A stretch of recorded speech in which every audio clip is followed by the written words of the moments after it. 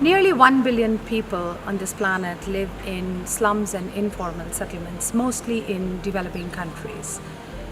These people are acutely vulnerable. They're typically more exposed to climate hazards, but they're also living in extremely precarious locations with low quality housing, very limited, almost negligible hazard reducing infrastructure, and also with a very limited capacity to cope. That is why we need to focus on the urban poor.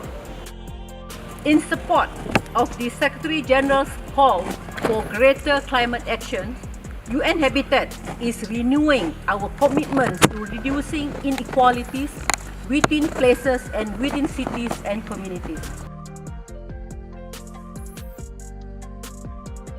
Our challenge today is that every city must have a resilience strategy. And the urban poor, who are very vulnerable and face the consequences of climatic incidences the most, have to be at the center. Whether it's from profiling, diagnosis, to planning, to implementation, to monitoring, the poor and their communities must be at the center of any adaptation process.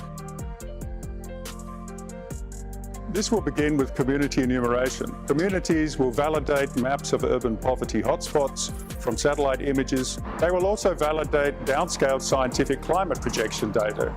The initiative will therefore include both top-down and bottom-up information flows.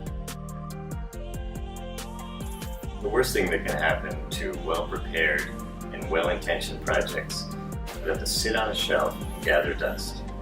To avoid that outcome, our approach is to push the implementation phase back up into the planning phase of the project so that as evidence-based planning proceeds and viable projects drop out, they can begin to be implemented on their own, even as more complex, probably more expensive infrastructure projects continue in preparation.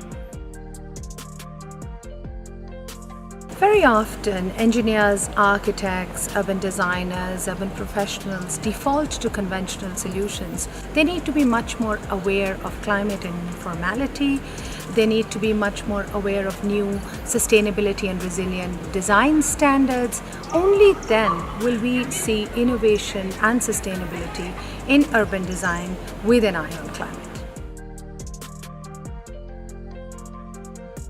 For those living informally, their habitat and their livelihoods, all within the informality in the city, are the first to get impacted by any kind of crisis, whether man-made, which is like evictions, or by various climate incidences.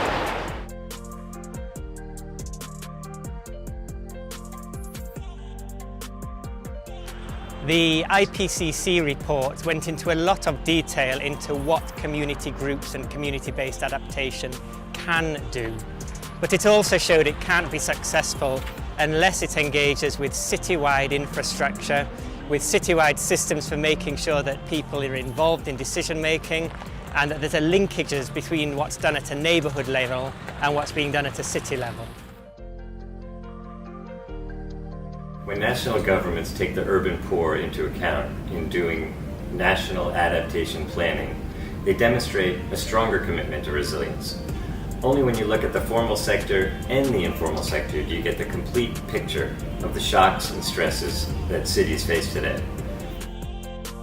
Whether it's in the Pacific, Asia, Europe, or here in Africa, the cost of adaptation are similarly staggering.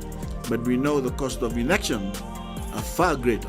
Many vulnerable economies are only one severe weather event away from complete decimation.